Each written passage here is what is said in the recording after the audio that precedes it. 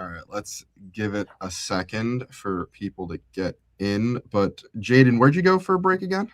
I was in Austria, Mm. great country of Austria. I had an unbelievable time. Vienna is such a sick city. The Austrian Alps are unreal, unbelievable stuff over there. It was a low cortisol trip, is what I'll say. Low cortisol the entire time. No stress at all. That's No good. thinking about Miami football throughout the entirety of that trip. Mhm. Yeah, sounds very nice. I'm gonna give it a few more seconds, Yeah. but yeah, I know very good little break from everything. Now stuff is back, and I have to start like actually thinking about stuff I need to start getting done. Which we'll figure that out another day.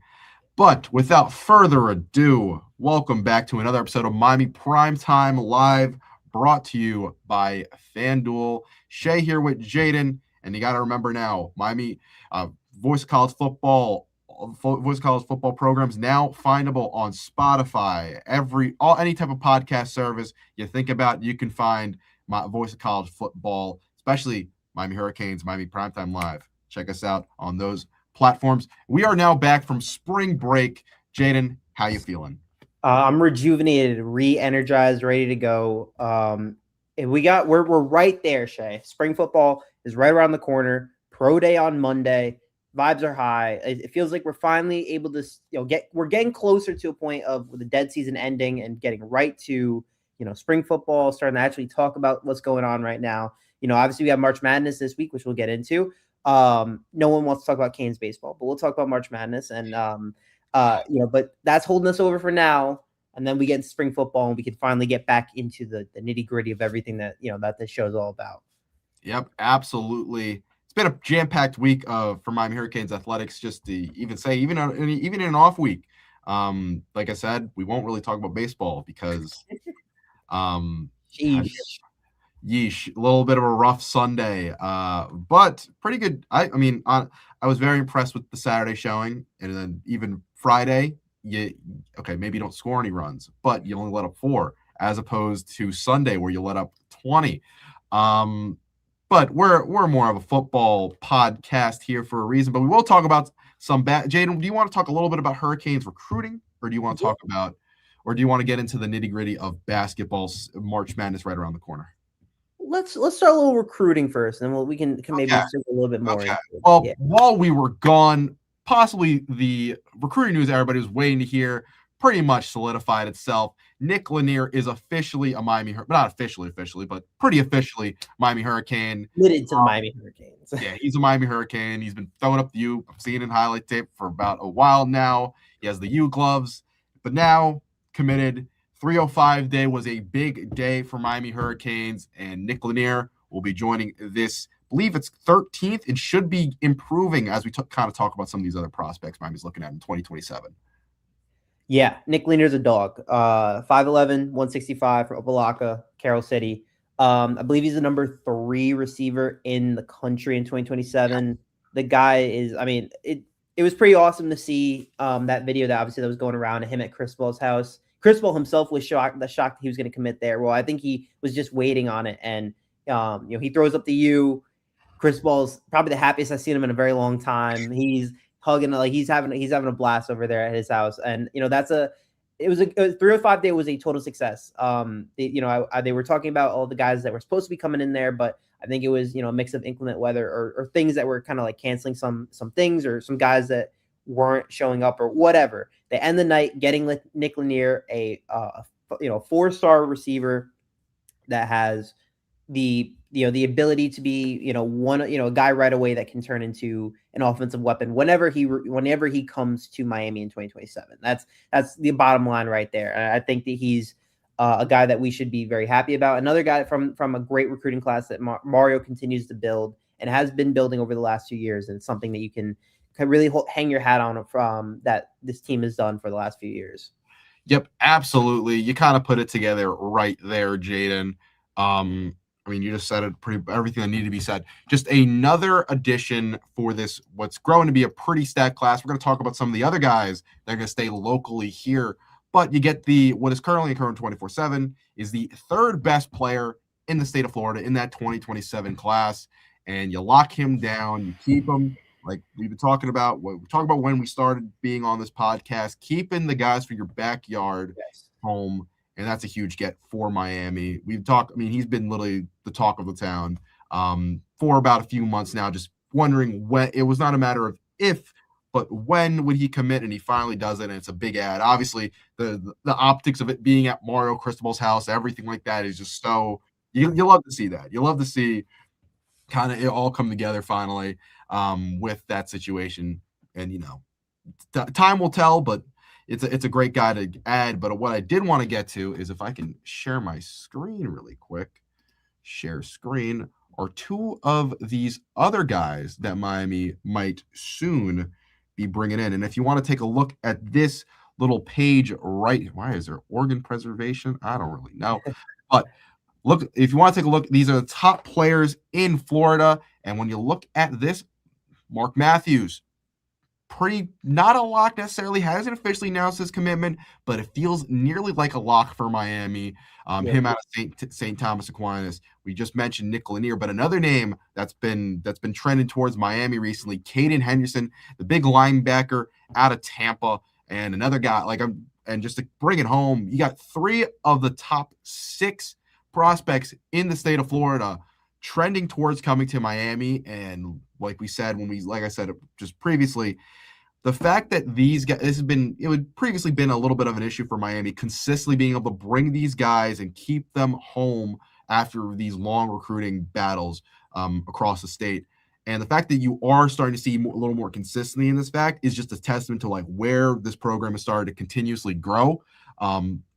We just mentioned Lanier, Matthews kind of trending on that pipeline of big offensive tackles where where Miami does best. We build in the trenches. And if you're a big guy and you want to come develop yourself the best, why not behind Mirabal and Cristobal here with that offense? As you can see, currently, according to 24/7, the third highest rated player in this class.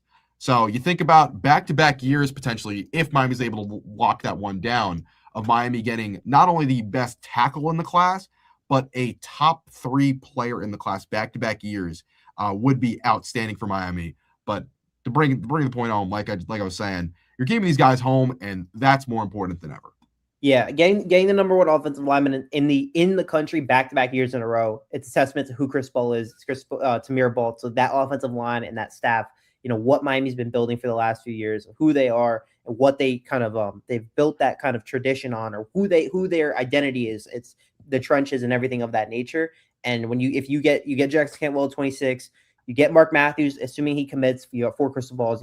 Everything's trending towards Mark Matthews. You get Mark Matthews and Jackson Cantwell for the foreseeable future. That's incredible. That's great football right there. It's great recruiting. It tells you who this program is. And Shay, you had mentioned, you said 3 of the top 6 are projected to be Miami guys. That doesn't even include 3 other Miami guys that already committed. Three Florida kids that already committed. Number 21 in the state of Florida, Jalen Jones, the safety.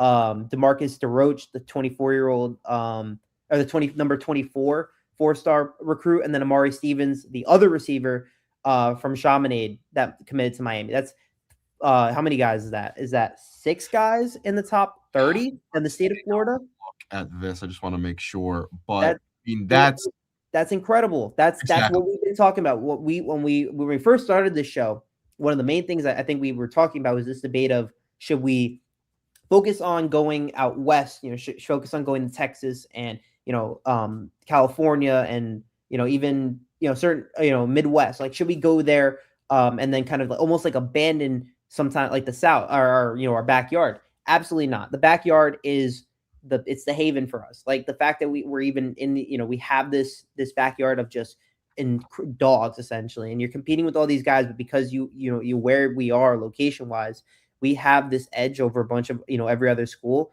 It's a blessing that we have, and Mario's taking a total advantage of it, something that we haven't seen in years, and that's a really cool thing to have, and something that you look at and you say this program is building something, that this isn't just a 1-year thing. Oh, they were in the national championship, they'll never be back. I disagree, because of what Miami is continuously building each and every single year, and they do so well in the portal, and they've done so well with recruiting that they can continue to have the amount of talent like this every single year.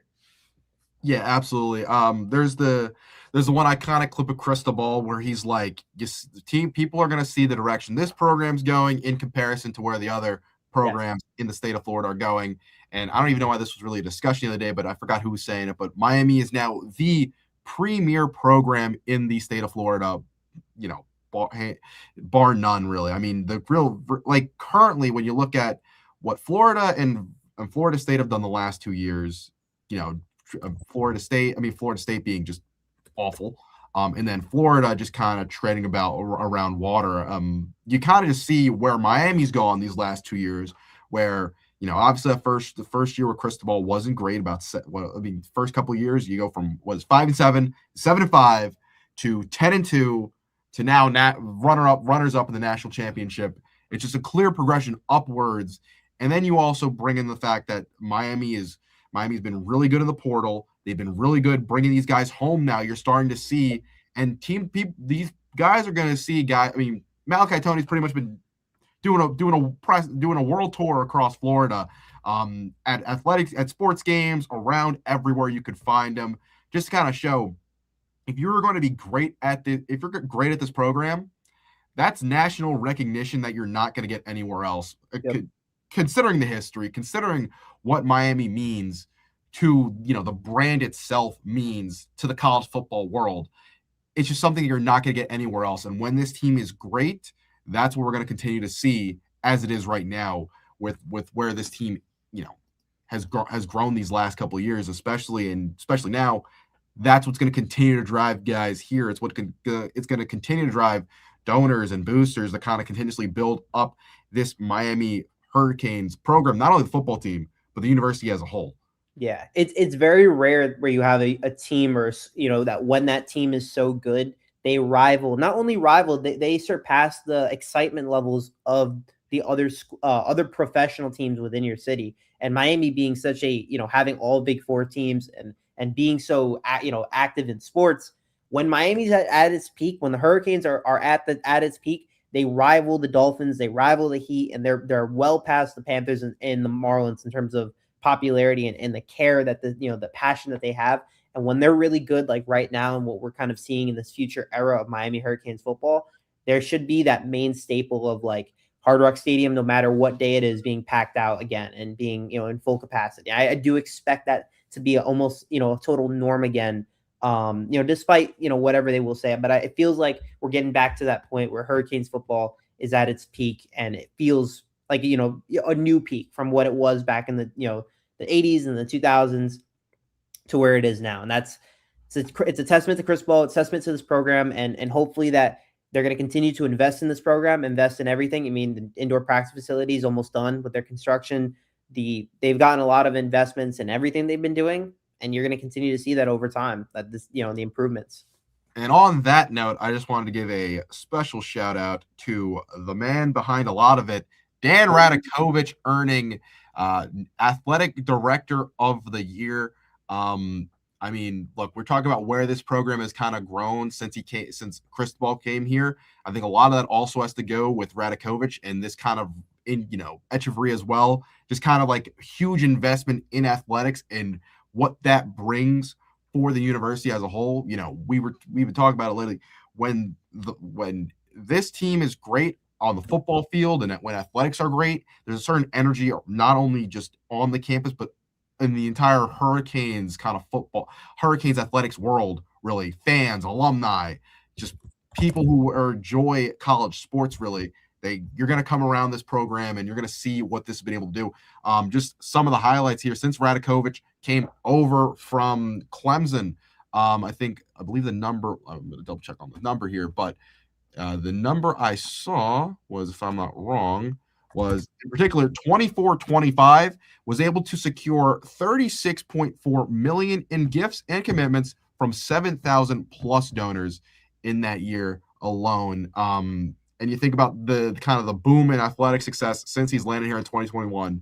Originally, you have that basketball Elite Eight and then Final Four runs kind of stacking back-to-back years.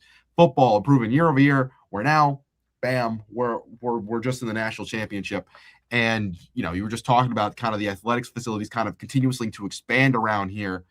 that's got to give credit to Radakovich where credit is due, and what a very well deserved award when you kind of look at where football's going right now, what basketball is doing right now, and kind of the hope that baseball can also get to that level as this kind of season goes on, and just kind of where they've been growing as well. Yeah, I mean, when you look at what Miami used to have when they had Blake James as the AD from 2013 to 2021, before Radakovich was there, the program and all of its sports were in a pretty much a struggle. Apart from the occasional good years of in the Larinaga era and basketball, football was a total disaster. Apart from 2017 and baseball, yes, they made Omaha a couple times, but they never really got through. Since Radakovich has taken over, athletics has just taken a giant leap forward. And you mentioned it, the whole point, also big part of being an athletic director is raising money and building the program up, with all that kind of stuff. And he's been able to secure that and do a really good job of making the program respectable again. Athletics is respectable in Miami. With the help of Echeverria, they've done an incredible job, really, in football and basketball, and making sure that this, the program and everything about it is so good. And that peak we saw in basketball in 2023 when both men's and women's made the Final Four, and now in football at the national championship, basketball, who we thought was going to struggle, is on an extreme high with his hire of Jay Lucas. Obviously, the only concern, or the only, I guess, if you want to give him a gripe, is baseball, which is fair. I think it's a fair criticism to have that baseball has been struggling for so many years, considering they're a blue blood in baseball. But you focus on the positives and you say that he's done such an incredible job in football and basketball that it is absolutely deserving where he has to be athletic director. I believe it's one of 4 athletic directors of the year. It's a hell of an honor, and he deserves it given what this football team has looked like under Blake James to where it is now. It's a testament to Radakovich, Echeverria, the whole university kind of buying back into football and making it kind of part of their identity again. Absolutely. Huge developments just across this athletics programs, all across the board. And we hope some of the other ones. I mean, shout out to track and field beat reporter Shane McDonald for the Miami Hurricane. Tennis is not bad. Tennis is doing good. Tennis is doing pretty good. I don't know if I know they had this crazy streak of winning at home. I don't know if it's still going. I think it still is. So yeah, basketball, number 2 seed in the WBIT. True. Finished out the season strongish. Yeah. Strongish.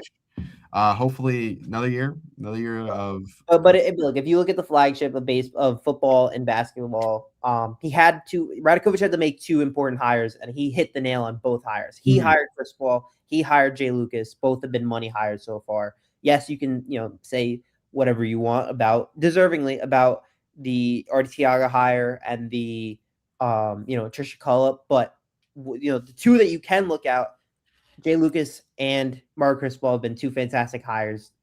They're probably, I think I saw it was like, what are the top head coach duos in football and basketball, and I think we're like number 8 in the country, which is incredible. It's a testament to where we thought we were. Think about when that 2024 year where Miami misses the CFP by 1 game and basketball has the worst year ever. They go, was it 7? Missed the ACC tournament, which is it's so hard to miss the ACC tournament. So I think it's like 3. It was literally brand new that year. It was the first time any team had ever missed it.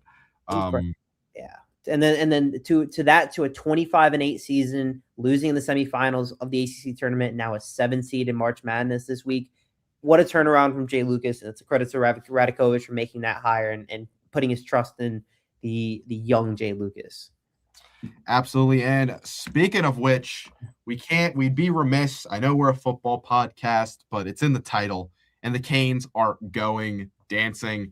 It was pretty much set in stone for a few weeks now from the look of it, but it's official.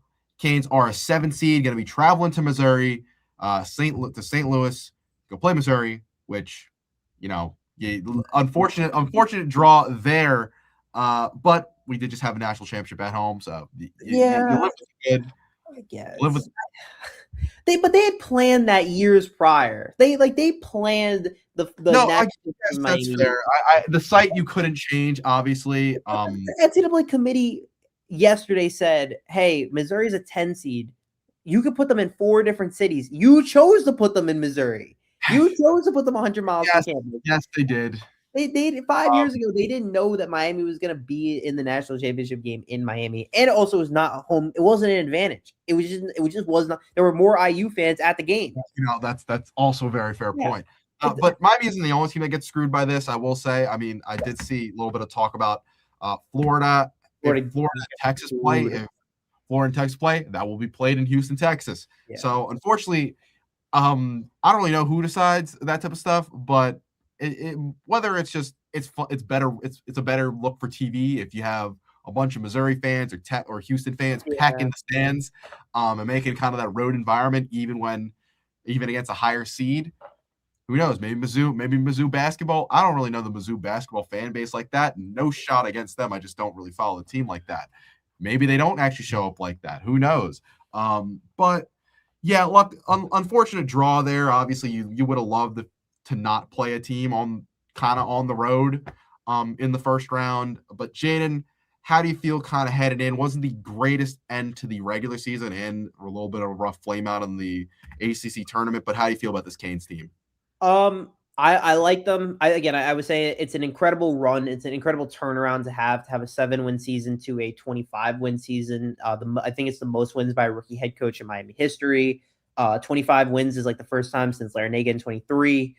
Everything's set for them to and I wouldn't say make a run. I'll say this. I'm going to keep my expectations low, but because I think that this is all about a part of the building of the program from where it was last year to this year. We're already ahead of schedule. So for this year, I'm not, expecting the team to go to the Sweet 16 right away, but I am expecting them at a minimum to win on Friday.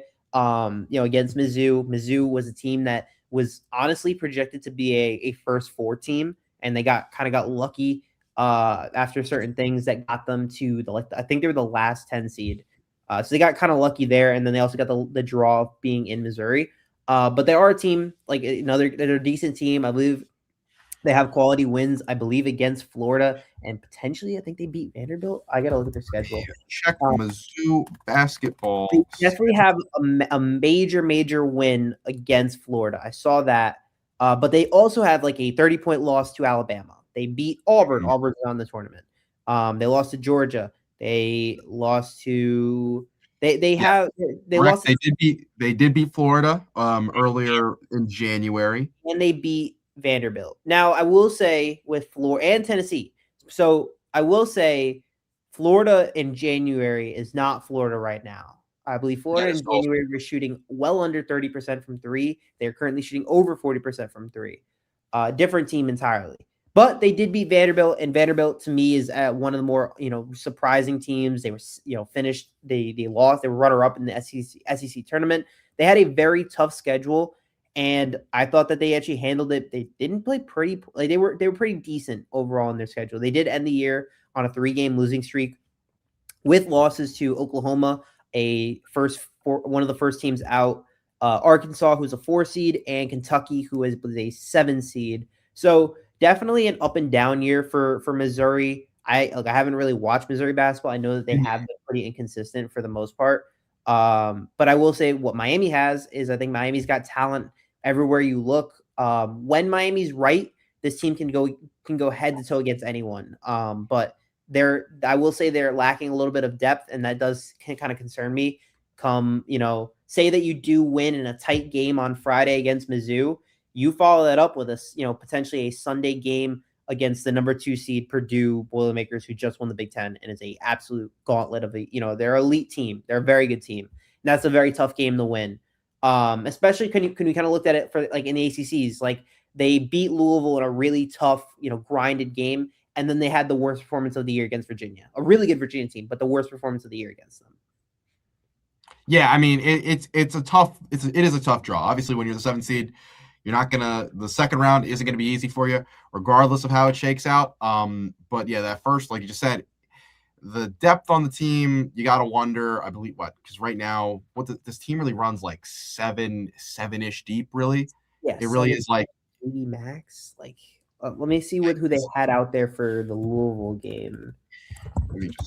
Miami v. Louisville, because obviously you have your core like 6 guys that Miami has. Obviously Donaldson, Renew, Uday, Schelt. Yeah. Um, Really it was 6. It was truthfully it was 6 with Malavik playing 4 minutes and Dorvat playing 7. Uh, mhm. so it was really it was the starting 5 and then True Washington who had played 27 minutes off the bench. So expect that to kind of be how they play, where maybe Dorvat and Malavik come off the bench in need of a big 3 or something, or play very sporadically. They're gonna play very few minutes, some of those guys. So they play their guys. Trey Donaldson might play 40 minutes on Friday, and that might be expected of him. And it's like, all right, it's great for one game. It's scary when you have to do it again if you win that game and have to do it again on Sunday. Yeah, and I mean, just you got to think about the grueling amount that is a tournament. When if this team were to make a deep run, that is going to be depth that's tested. I just want to check this out. How deep was Miami's bench during like their big Final Four run? Oh, Miami Hurricanes 2023 basketball. I mean, I will say, like, having 2, all ACC players in Malik Renew and Trey Donaldson do help. Malik Renew, first team all ACC, incredible turnaround year after a poor year at Indiana last year, 18.8. And I think I saw his boards. He had an unbelievable year.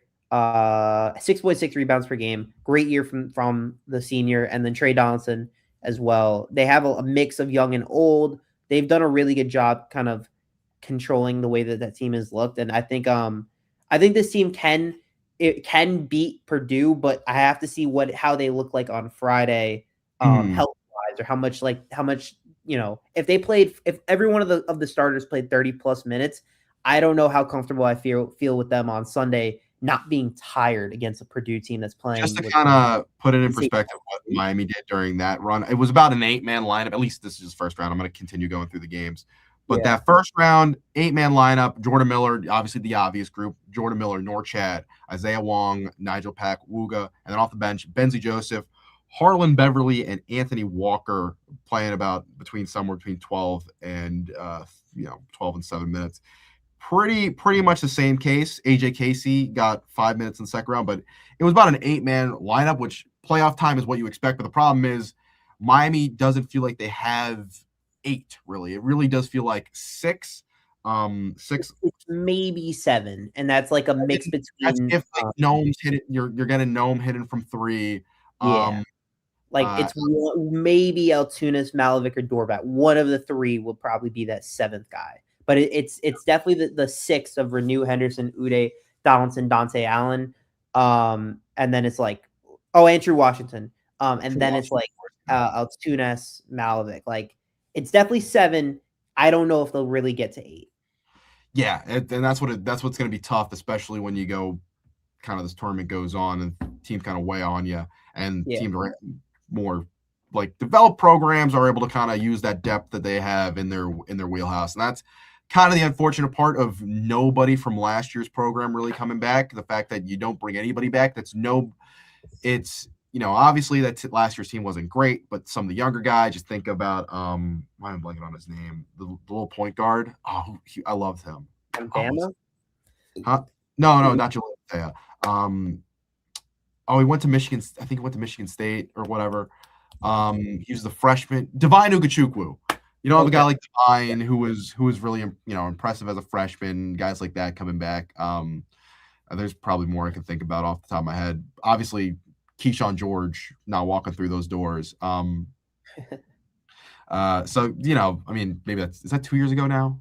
Yeah. It is 2 years ago now. God, I'm old, I guess. But point is, there's not a lot of depth, and I think kind of a little side question I'm gonna give to you, Jaden, is where do you think this program builds off of this year, considering 3 of their main contributors are seniors? Saw them on senior day goes. Those 3, obviously Uday holding down that center position, and then Renew, your leading scorer, and Donaldson, your leading ball handler.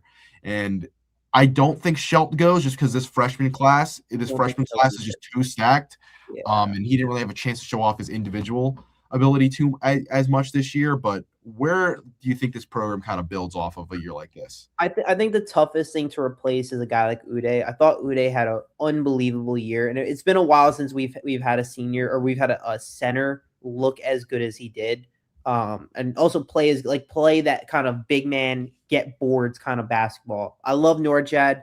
Norchad is really a small forward at the end of the day. If power forward if he's lucky.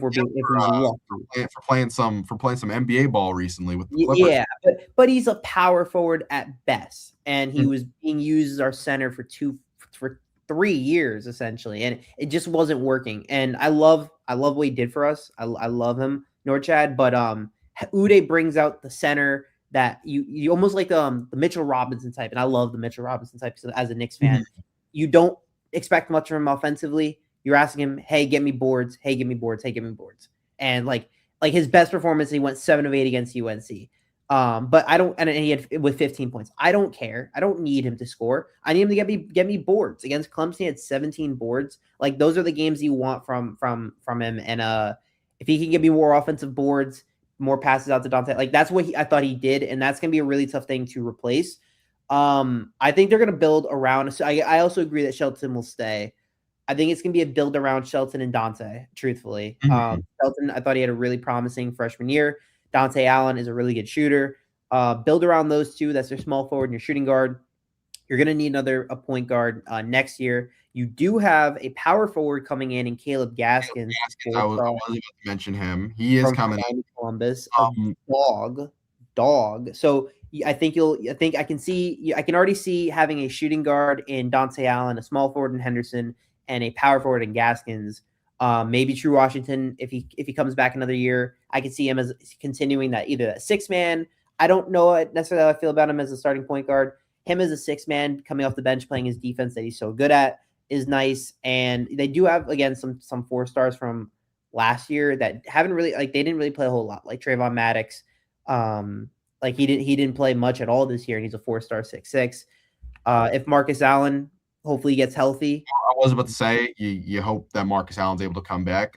They did expect Marcus Allen to be some sort of contributor, and him, having cancer and all that really did hurt that. But obviously, you can't control that at all.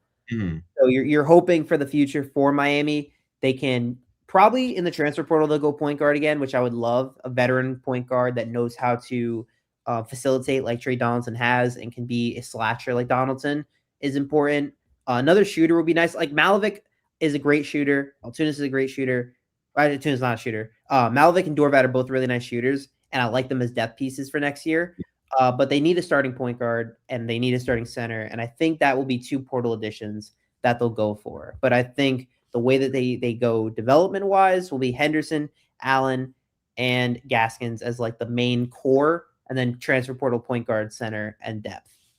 Because I'm just looking at it right now. I mean, Miami brought in 1, 2, 3, 4, 4 guys who ended up playing big roles on this roster this year. So you are going to be losing 3 of those guys at least. You're losing 3 of your 5 starters. You're losing 3 of your 5 starters. But what they also had in that class, a bunch of just some guys from overseas. You mentioned Malavik, but Dovrat, Altuntas. So maybe those guys kind of get some little more wing under their belt. And like you said, Trayvon Maddox, a 4-star that you're hoping you get more out of next year. And you got the guys that you did have kind of established between Shelt and Dante. And hopefully another successful kind of transfer class. It is kind of the way college basketball is kind of shifting towards, especially that's what wins in March. Kind of bringing in those experienced guys who have been huge in big moments. I mean, I was looking at when Trey got into the first team. You look at his clutch numbers this season. I think it's just something kind of slept on. He's been phenomenal in clutch moments and down the stretch, and I think that's going to be something huge they're going to be missing. So I would love for the future of this program if somebody like you do bring somebody a little more experienced kind of to run the show and has a little bit of experience in those late game kind of closeout moments, because it's tough to put that all on an underclassman really to kind of just say, go out, get me a bucket, go, facilitate the offense right now in this crucial of a moment. So that is I'm definitely hoping to see, especially, I'm hoping between those two, like you just said, the Ernest Uday type where catch lobs, block shots would be Yep. awesome. Just a big 7-footer, just because also you don't really, trusting even if you're able to bring in a big time as a freshman, it's Yes. kind of tough to expect a lot out of him. And that's Veteran presence would be really nice in that case for sure, or even getting someone abroad. That you could work with that as well. also true. I don't Yeah, think you need. I like Renew was awesome, but I don't think you need to like find that archetype of a player necessarily. I just think no, you could just hope more out of Shelton that and Dante as they yeah, kind of grow and as then players. what the development of Gaskins looks like too. Exactly, with the Yeah, development of Gaskins. So I like obviously Jay Lucas is doing a phenomenal job, and unless the tiniest percentage that somebody hands him the biggest bag in the world which and I'm tells him, very which, scared of. which I don't think will happen. But I don't think it will happen this year. I think like next year and next year, I think he's okay. But I'm petrified of a team like Kentucky parting ways with Mark Pope. Jay Lucas has some ties to Kentucky. I believe he was an associate there. yes, That's the one that scares me. Like if Mhm.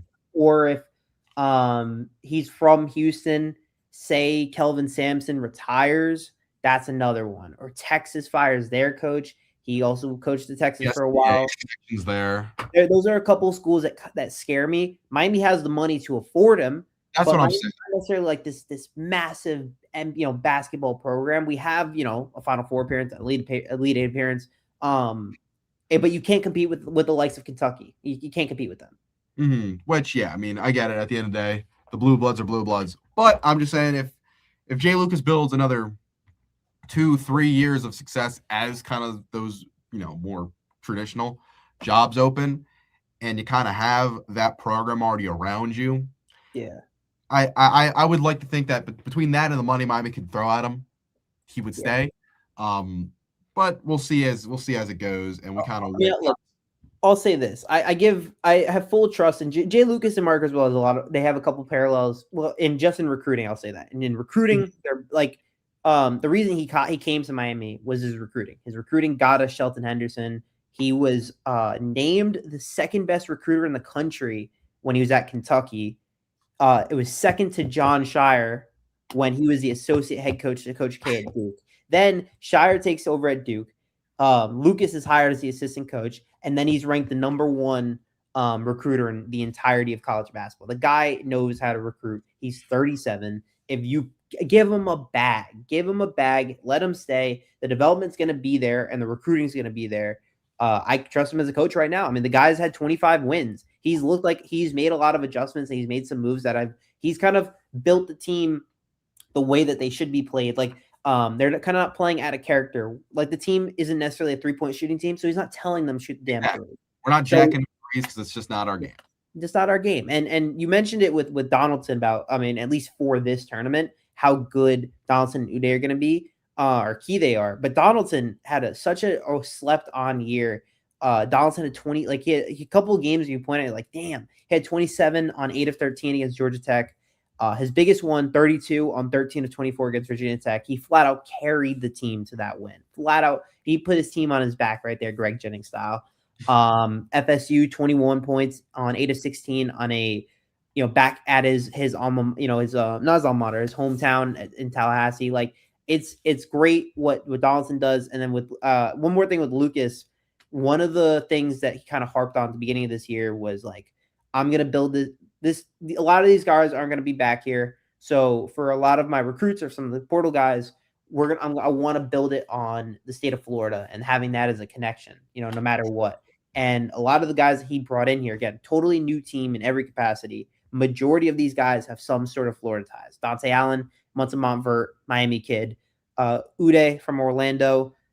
Maddox from Orlando. Renews from Miami, went to Montvert. Marcus Allen is from Miami, Norland, and is a Miami kid. Donaldson from Tally. And Jordan Key's a Broward kid. These are all Florida kids. They've kind of created that kind of unity and connection from that. And I love the way that he's built it and how well he connects with those guys. So whatever happens in this tournament, I'm very proud of it. One win would be great. 2 wins would be awesome. We'll see what happens, but I'm excited for the future of this basketball program. Yeah, it's definitely something to get excited about. Like we've just been raving about where athletics is right now, and just the fact that basketball had such a big turnaround in 1 year is just a testament to what he's done, what I think he's going to continue to do, regardless of who comes in and out of this building between the year. You don't earn Recruit of the Year for nothing, and I think Jay Lucas will continue to do that. I will say I'm surprised.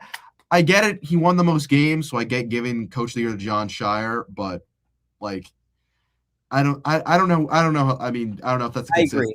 I gotta check the Coach of the Years every year for maybe they do that's what they just do in the ACC in terms of voting, but just the fact that the biggest turnaround got. I mean, it was that big of a gap.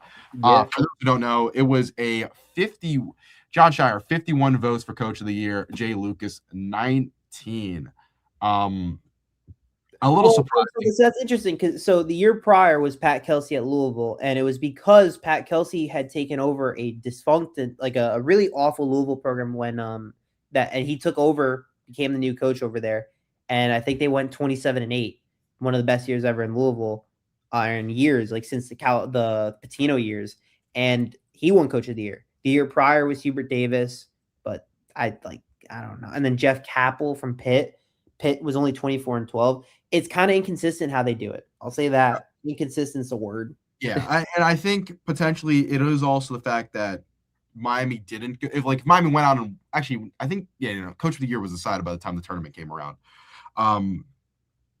But I think it's the fact that Miami wasn't necessarily one. If Miami finished first in the ACC standings, maybe you would have seen something like that. But maybe. The fact that they were, I believe, Louisville was tied for second last year. Yeah, Louisville was tied for second. I mean, I don't know. Because like 2021-22 was Steve Forbes from Wake. They were fifth. Jeff Capel at Pitt they were fifth. It's inconsistent how they do it. And I understand what Duke lost one game in conference play. They dominated. They dominated conference play. They were unbelievable. But they're also Duke. Duke's the number one national team in the country. Like, yeah, no kidding that John Shire is going to win Coach of the Year. But like, if we're looking at, if it depends on how they do it. If you are talking about storylines or why this coach deserves to be Coach of the Year, Lucas, in my opinion, deserves it just from the fact that where did you think Miami was going to be basketball wise this year? Like, I thought maybe you sneak into the tournament as a fringe team, but really just I don't think anybody thought like beating UNC, taking Virginia down to the wire, like stuff like that. I don't like the first time, obviously the second time. Yeah. But I think stuff like that, I don't think any of us really saw coming from this team. And I think just the turnaround from one of the worst teams in the conference last year and all the dysfunction that it was in that final year and all the guys who left, not having a single guy from last year's roster to start over with and bring into the next year.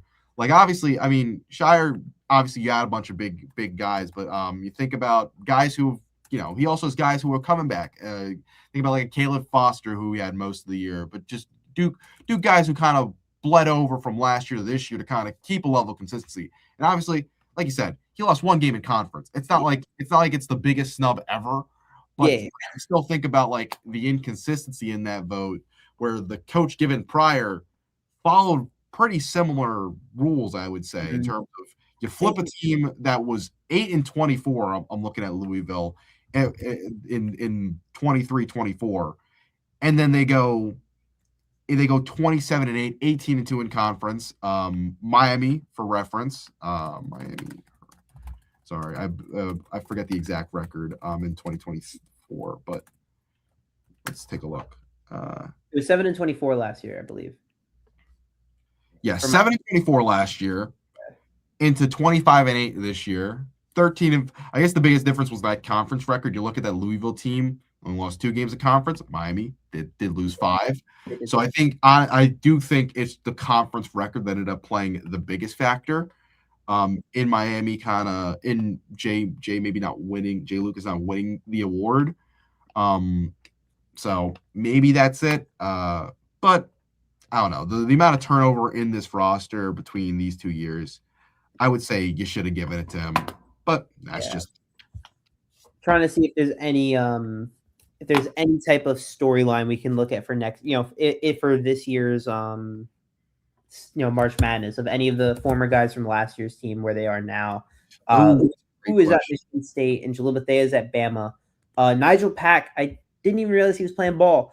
Was at Oklahoma, and actually had a really good year at Oklahoma. Oklahoma did miss the tournament. I think it was like the first team out. He had some of the best years of his career. Yeah. So could not believe that Nigel Oh Pack my was God, he shot 45% from three. You know what? Shout out Nigel Pack. Was he? Yeah. I don't know, but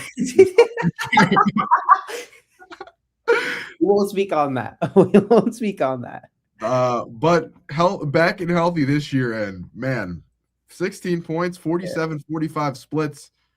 Shout out to Nigel. Yeah. I But mean, yeah, Miami is 1.5. Sorry, according to FanDuel, 1.5-point favorites against Mizzou. true. Over under 147. Has the line shifted? I thought it was 2.5 originally. Yeah, just saw as of right now, it's on FanDuel. It's Miami minus 1.5, which is what I expect. Mizzou kind of being that home, kind of like a home favorite. Now, we'll say, or not home favorite, but being that home field advantage is nice. Yeah. I believe there's a stat that the 10 always loses to the 7. Is that not? Is it the other way around? 10 v 7 March Madness. I thought it was number 10 seeds went 3-1 against 7s in 2019. Yeah, I'm looking at the same article right now. Last year 10 went they went 2-2 last year, 1-3 in 24. 1-3, 1-3. It's not great. The last was it 3 out of 4 in 2019. Like it seems I'm pretty sure the record is that the 10 seeds. 10 seeds are 62-97 since 1985. 40%. So yeah, I mean you'll take it. Yeah, Miami was a 10 seed at one point in time, beating USC back in 2022, I believe. And I think Miami's never. I don't know if Miami's ever played Mizzou before, but Miami's been a 7 seed in 2002, and they lost back in 2002. Back 2002. Yep, that's one piece of knowledge I had when I was doing my research earlier. The last time they were a 7 seed was 2008. They beat St. Mary's, number 10 St. Mary's, 78-64, and then they lost. Oh, shout out to Jack McClinton. I think he put up 38 in that game, if I'm not wrong. Really? Yep. But they lost to Texas on the second round, only by 3. I wonder what that stat line looked like. 2008. 70 played in Little Rock, Arkansas. Damian Jones. Damn.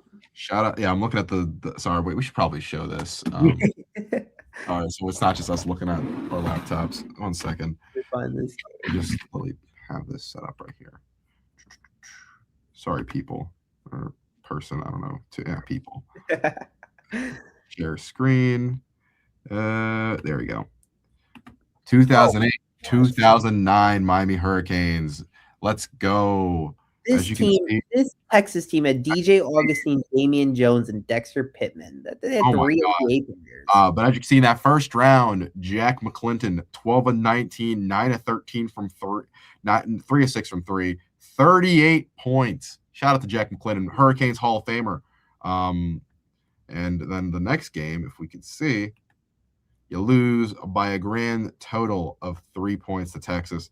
And yeah, as you can see, DJ Augustine. Hey, you know what? DJ Augustine putting up tour dates over here. I don't even want to. Do you know who's on this Miami team? Jimmy Graham was 6-5. 6 points and 5. I forgot Jimmy Graham played basketball at Miami. I forgot to. Shout out Jimmy Graham on this Canes basketball team. Wow, he played a lot of ball. Quick trip down memory lane for Jimmy Graham over here. 120 games in his career. Averaged 4.2 points. Pretty efficient. 50% from the field. 6 rebounds. Kind of a good spark plug bench guy for some gritty rebounds. A block a game in 18 minutes. Did they overlap back then? The between football and basketball? My guess is probably not because he started in the first 11 games of the year for basketball. Crazy. Yeah. Look at look at the poor per 40. You know what? Shout out to Jimmy Graham over here. He went nine. He had 9.7 boards and 2 blocks in a game against St. Mary's. Oh, let's go Shout back. out shout out Jimmy Shout out Graham. Jimmy Graham. Yeah, they won 23-11 under Frank Heath that year. Not a number 7 seed in the South, and Miami this year is a 7 seed in 9 the points, 2 blocks, a steal, 7 rebounds. See, that's how you win basketball games, right there, people. That's my I am basketball stat line. Yeah. It's much worse. Don't get me. They actually had a comeback in that game too, and just came up a little bit short. Hell of a game. Yeah, there was. Yeah, AJ Abrams had 26 points on 7 of 13 against Miami. Nothing you can do about it. That Texas team was a good team I'm too. gonna fix the lad in a second. For some reason, it is just a straight line down. For whatever reason, I wish I could show you my screen. It is ridiculous. Give me one second. They lost to Derrick Rose in Memphis in the Elite Eight. Nothing you can do about that from that section. Yeah. Huh. Shout out to Canes basketball doing their thing. Yeah. Let's fix this really fast. So I guess to kind of round us out, we have Pro Day Monday. Jaden, what are you most excited to see? I want to see Carson Beck throw, just because I like seeing quarterbacks throw on Pro Day, and I also enjoy seeing. I want to see Bane run. I think I just want to see. I want to see the talk. I don't know if I want to see the talk around Bane, but I do want to see Bane, doing his drills and everything entering Pro Day. I will say that drill he did the other day. Oh my gosh! Oh my! Are we allowed to post that clip? That clip is disgusting. It's 6 seconds. I'm gonna play it. Come to the Jets. Come to the Jets, Ruben.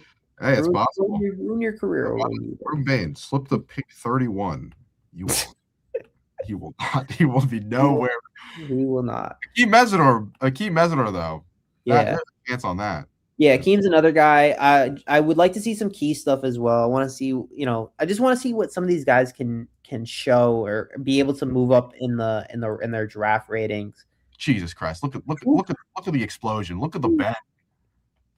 I will say last year's Pro Day, I'd argue got Cam or kind of solidified Cam Ward as the 1-1 last year. Remember, I believe watching that one and remembering some of his throws, which are unbelievable. It also, unfortunately, set Xavier Restrepo to be an undrafted free agent that year, because if he didn't run, he probably gets drafted. Yeah. That one sucked. And then apart from some of the other guys, I know Andy Borgalis got his stock went up from that Pro Day. He had a couple 64-yarders, I believe, which got him drafted by the Pats. So there are, Pro Day for the most part is supposed to benefit the athlete because the university does everything they can trying to make them look in a better way. It did. I remember last year they waited forever for Cam to throw, but he had a hell of a Pro Day. Made some unreal throws. He was commanding the field so well. I was surrounded by some New York Giants beat writers, and they were pretty impressed with Cam throughout that. And I remember seeing Nate Borgonzi, the Titans GM, and also Joe Shane, the Giants GM, both watching him pretty heavily, and that led him to being drafted by Tennessee. So I expect it to be a big bet. I mean, all 30 teams will show up to watch Bane, Mesidor, Jacoby. I will say these Miami DBs are getting a little more traction. I don't know if you're like watching the Twitter spaces right now, but they like how our guys hit, which is a good sign. He's got the most love out of a lot of them. I think he's gonna be a great player. Which also the measurables didn't come in as small as I thought he was. 5'11". I don't think he will play outside just because he's really as good as he is in slot, but it's not a bad height to go if you need to be outside a little bit at the time. He's not a 5'5", 5'8" corner that you're thinking about, he can only be in the slot. And you think about how physical he is, that guy, I think you're probably gonna see him. Like I said, I think the most applicable thing is that star position that's being so frequently utilized in the NFL, where like it's a blitzing, the corner's blitzing, they're lined up in the slot, they're playing the run. So I think Key's going to be a phenomenal player in the NFL, in my opinion. I think we're both under the opinion of that, but it's good to know that the guys are kind of getting recognition as time goes on. Yeah, absolutely. You want more. I mean, you want these guys to get drafted pretty highly, make their money, do what they can in the league, and represent the U, because there's a lot of pride in that. And even some of the guys in free agency that got their bag, like Jalen Phillips, shout out Jalen Jalen Phillips, Phillips. yeah, big. Al-Qaeda Muhammad, I don't know if he got signed yet. The Bucks signed Al-Qaeda Muhammad. Mm. Great move. I love Al-Qaeda Muhammad, interesting player because he's 30, but he had a breakout year last year. And I think he had like 10 sacks for the Lions last year. 1-year contract for $6 million. Give him some money. I'm happy for Al-Qaeda Muhammad. Interesting career with Miami. We'll say that. I believe he was dismissed from the program after the luxury rental car scandal in 2016. Yeah, but 11 sacks last year. Yeah. Sneakily, 6 sacks with the Colts in 2021. Hopefully he does some good stuff. I will say, just to kind of round it out though, just because we have 4 minutes left. Jaden, how do you feel about Jets free agency? Oh, I guess I'm in the minority here. So I was in if anyone wouldn't hear, I was in Austria for spring break, and the time zone difference is quite different. Quite different. I'll say that. I woke up, on one of those days to Bam dropping 83 and the Max Crosby trade getting next at the same time. But yeah, so it was like 8 p.m. when Geno Smith got traded to the Jets, and obviously a lot of mixed emotions and feelings. One, the fact that Geno Smith is even a Jet again. I didn't think that would ever happen. But I kind of welcome it because I know the Jets aren't going to be very good, obviously, next year. But I love the idea of bringing in leaders and veterans into the clubhouse just to make the team feel real, like actual competent. This isn't Madden where you can just bring in a bunch of 20-year-olds and say develop. No, you need to bring in some veterans. The reunion of Demario Davis, I love, because Demario Davis is one of my favorite players ever, and I was always pissed when they let him walk for Cleveland, I think, and that one always bugged me. He led the league, led his team in tackles last year, and he's 36 years old or 39 years old, whatever. Dog, love Demario Davis, happy to have him back. I think Geno will have a fun year, and obviously, I was a big Justin Fields believer beginning of the year. By the end of the year, I couldn't stand Justin Fields. So him being Kansas City, good luck, buddy. I'll take that pick. I love the trades they've made. I love Jermaine Johnson, but he had to go. Getting Devontae Sweat's a great move. I love everything that they're doing right now. In the draft, I hope they go Arvell Reese or Ruben Bain at the 2, Mekhi Lemon at 16. If CJ Allen falls to 33, it'd be awesome. Jordan Tyson has a chance of falling, and would you draft him? Or is that because I watched Jordan Tyson highlights and I'm like, why is this dude not? Mekhi Lemon doesn't drop balls. Like, I understand he had a weird combine, if you want to call it that, but the guy catches almost everything. He's got great measurables. He seems just like the perfect fit for the Jets at 16 to pair with Garrett Wilson. I haven't honestly looked into I would love Carnell Tate or Jordan Tyson, but I think just the way that people have been talking about it, like, hey, if Mekhi Lemon's there at 16, the Jets should go take him right away. And I love that. I know that I was nervous because Vegas was supposed to be at 14 with the Max Crosby trade, but ever since, that got nixed, Ravens have that pick. I don't think they'll take receiver. Hopefully not. And if Mekhi Lemon's a Jet, that'd be a great move. And they have 3 first-round picks in 2 seconds next year, I think. So there's so much to look forward to. I hope they'll get their quarterback in 27. I like where they're at right now. I think it's something as like a positive team builder for what can be next in the future. I think Glenn probably gets fired, but Muji the GM should stay. I'm excited for what the team could look like next year. They'll probably have 5 wins, but I don't really care. Okay. Yeah, I mean, what about the Pats? They do anything? I don't know if they did anything. Big up Elijah Vera Tucker. I forgot about that. Year, baby. This is the year he makes it through a full season. This is the year he gets healthy. This is the year he's healthy. Mainly just because Jared Wilson needed the slide to the center position. That allows him to do that. You cut Stephon Diggs, kind of need to happen. You couldn't pay him upwards of $20 million. And do you think we should have paid Romeo Doubs that much money? Here's the thing. I think 26-year-old Romeo Doubs and a 35-year-old Stephon Diggs can have very similar production in this offense. Because I think just what I've been reading from Pats reporters, Doubs can pretty much fill the exact same role that Diggs did, and just he's a bigger receiver, a little more physical, and he can also kind of win on the outside, downfield, and stuff like that, which is fine. What I will say is I would love if the AJ Brown trade was coming my way. There's about 30-something million left. The Eagles did re-sign Dallas Goedert, which means that's an option now. Will it happen before June 1st or post June 1st? I don't really know, because that's really the current distinction Yeah. between the two. But aside from that, I'm kind of like Chase on. I didn't love letting Chase on. Honestly, my biggest concern is now the edge room, just because Draymond Jones, solid edge, bigger guy, but still, kind of fills out a little bit more of a run. But like, apparently Harold Landry, Harold Landry is supposed to get some knee surgery over the offseason. So you take that into account with this already not great edge group. Love me some Christian Barmore. Love me some Milton Williams.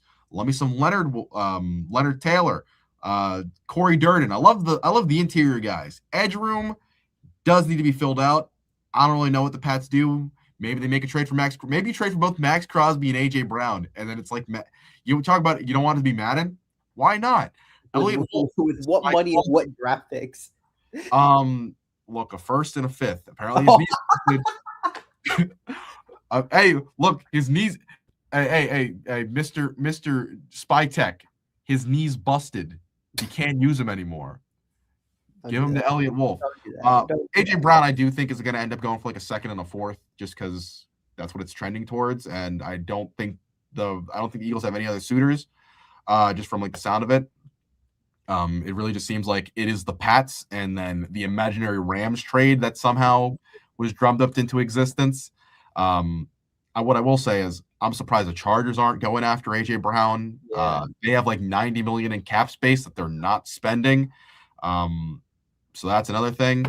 Maybe the Chargers get AVT, so I've been thinking I miss AVT. I'm gonna miss AVT. I fucking loved it. Sorry for cursing. I liked AVT a lot. But his injuries bothered the hell out of me. Oh, 100%. Every year at the same time. It was always like preseason week 1 or even before that, be like, AVT is down. And it's like, oh, what injury is it this time? And it was always his triceps. He'd always have a different tricep injury. But when he was healthy, he was a dog. He was actually very good when he was healthy. But him being healthy is always a concern. I think he's missed more games than he's played. He missed the entirety of this year. He had a great healthy first year, and then he's been hurt for the most part the last few. It's a nice contract you gave him, which is it's all of incentive based on being.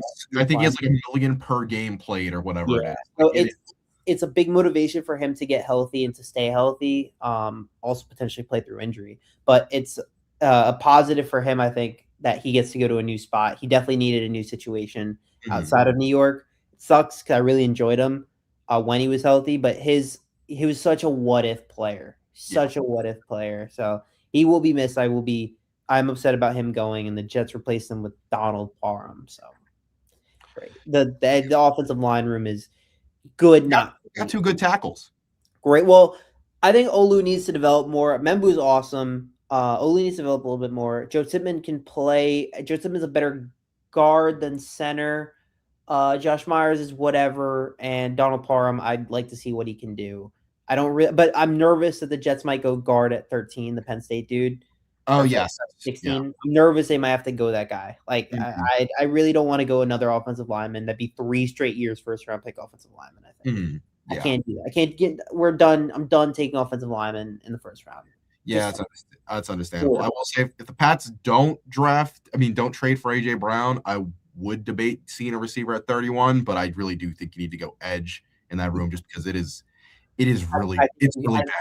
I think you can live. I actually think you can live with Romeo Doubs and Kayshon Boutte as your 1 and 2. No, honestly, it's going to be interesting seeing Doubs like a fuller time 1 role, just because you saw flashes of it, especially like in big time spots. Think about the playoff game. I think he had like 130 yards and a touchdown on that one. Before the Packers collapsed against the Bears.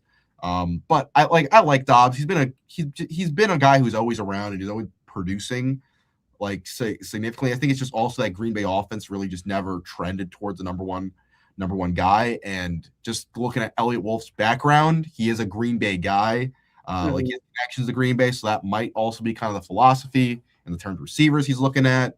But only time will tell in terms of that. Like I said, I would love to see AJ Brown as a Yeah. Patriot. Pats aren't really a team that use they're not a first round pick on a receiver type of team. Yeah, I know. It's the last time. God, Who was it? Do you know the Nikhil last first round pick receiver? Harry was the last first round pick Oh, receiver. Nikhil Harry, yeah, and Yeah, that was a dud. Taquan Thornton was in the second round over George Pickens. Yeah, I mean, we also went Sonny Michel at running back in the first round too 1 year. Yeah, we did, but I love Sony Michel. It's the Isaiah Wynn pick that's more. That one too. Isaiah Wynn and Sony Michel over Lamar Jackson was Strange as well. Cole Strange in the first round. I'm not gonna lie, I've looked at that draft class a few times, and like I kind of get it. There was no other great guard going anytime. Weird pick from Bill. It was a weird pick, and like it's such a Bill Belichick pick. Yeah. But I would have just traded out the first round if I was Bill. But he decided let's take the guy out of Chattanooga, and then the Rams laughed on TV. The Rams front office was laughing at the Patriots. Anyways, but last thing before we go, because I do think there's a world where Nikhil Harry turns to a great receiver. Because I look at his college tape, man. It's so impressive. The dude was like 6'5", returning punts, making guys miss.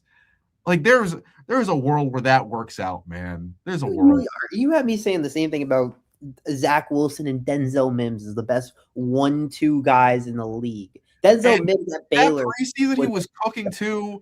His first, I think Nikhil Harry just got into the problem where he got hurt, and then he got hurt again, and then he got hurt again, and he could never get healthy. And Tom Brady was pissed off at him that first year because he didn't know the offense fully. And whatever. Maybe it's, and also he suffered from one great catch a season. You would see one of the greatest catches of all time from Nikhil Harry in a season, and then he'd be gone the rest of the way. So whatever. But you got me reminiscing the way I reminisce about Denzel Mims. The way I talk about Denzel Mims. Keyshawn Booty and hopefully Kyle Williams, sleeper pick for next year. Yeah, it's not a bad receiving core, and when you have Drake May, like you're okay. Like you're Drake May deep ball. It's edge rusher. I think that you definitely have. Edge rusher is a must need because Braden Swinson and Harold Landry and Draymond Jones. And I think we signed this Lukita guy from Tampa. It's a really bad room right now. So hopefully they fix that, and hopefully you guys have a great day, because this is the wrap. We're wrapping up on another great episode of Miami Primetime Live, brought to you by FanDuel, now findable on all your favorite podcasting platforms. Shay here with Jaden, and hope you guys have a great day. Yes, see you guys.